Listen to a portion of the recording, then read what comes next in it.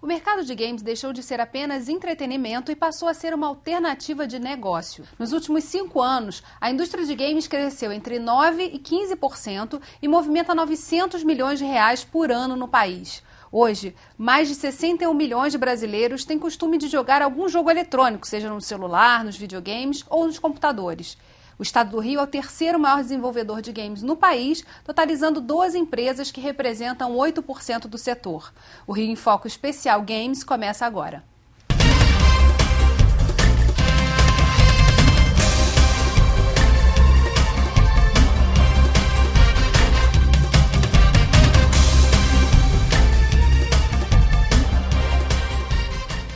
Hoje o nosso programa recebe um dos fundadores da Abra Games, Associação Brasileira dos Desenvolvedores de Jogos Digitais, Carlos Estigarribia. O Big Festival é um dos eventos mais importantes para a indústria de games no país. Em sua terceira edição, reuniu empresários e especialistas no setor com o objetivo de trocar experiências, de apresentar as melhores produções de jogos independentes e de fortalecer o mercado.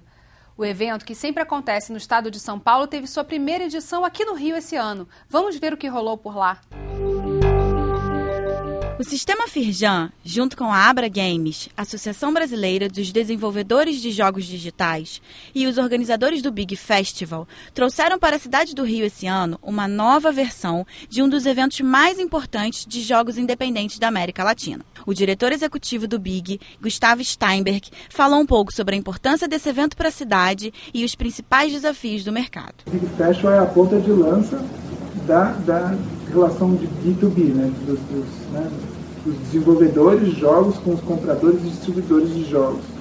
Então, assim, a gente está aqui no Rio de Janeiro pela primeira vez, é um primeiro passo para a gente tentar trazer todo esse movimento que a gente conseguiu fazer nesses 3 anos de Big em São Paulo também para o Rio.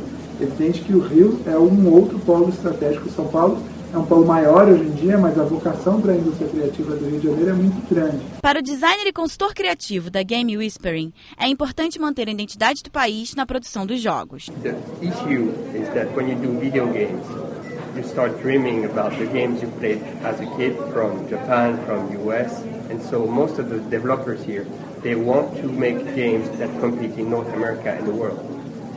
And it's very hard. And I think it's the wrong opportunity, because the opportunity is to make games that cater for this market, the cultural market here. Eu acho que o mercado de games, de uma maneira geral, não só pelo setor audiovisual, ele está sendo enxergado como um segmento expansivo. É um segmento que está chamando muita atenção por causa da sua, digamos assim, do seu potencial econômico.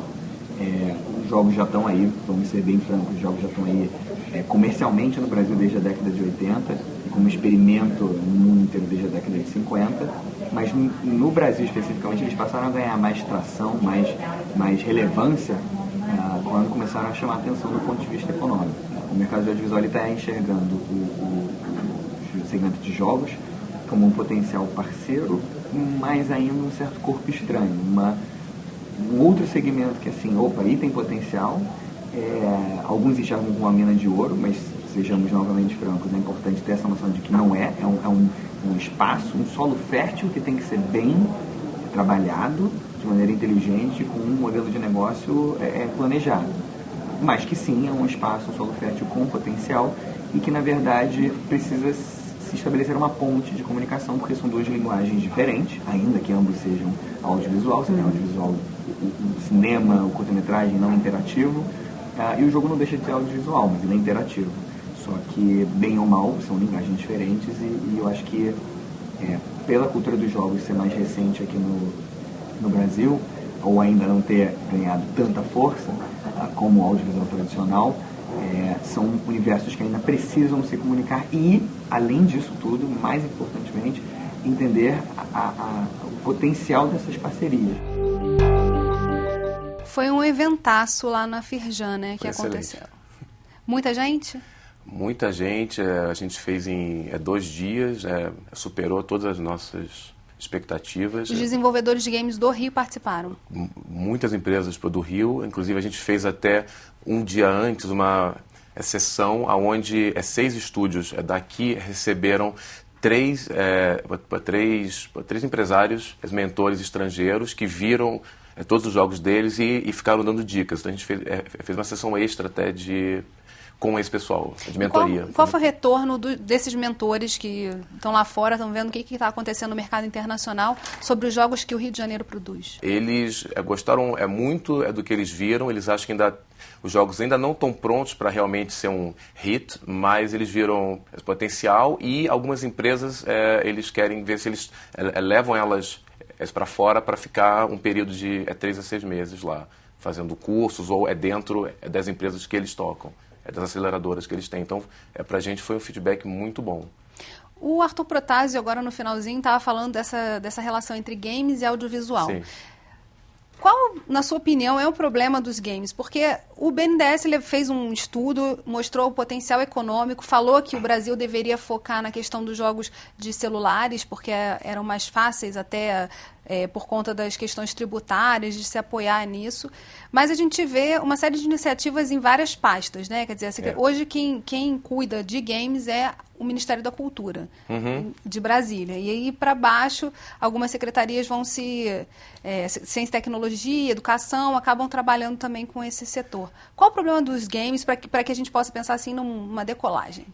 Bom, tem esse problema que tem muitos pais, né, no game. Você pode ver games como parte de escultura, ciência e tecnologia, sabe, outras pastas, mas acaba que como ele nasceu fora de todas essas pastas existentes, todo mundo quer saber mais o que é, mas tem meio medo ainda de colocar efetivamente grana nisso. Então, tem muitos pais que ficam vendo ali, mas não tem ninguém que realmente banca, né?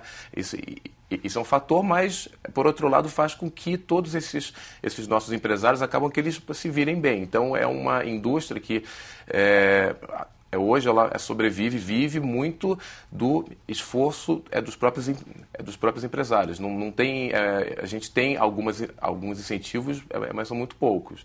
Mas o que falta, a gente vendo, essa é uma pergunta que pode durar, acho que o programa inteiro, né? Mas do que eu vejo, e pensando no Rio, né? Eu acho que aqui a gente tem algumas oportunidades muito boas. Uma nos jogos sendo feitos junto com séries de TV, filmes, coproduções. Tá?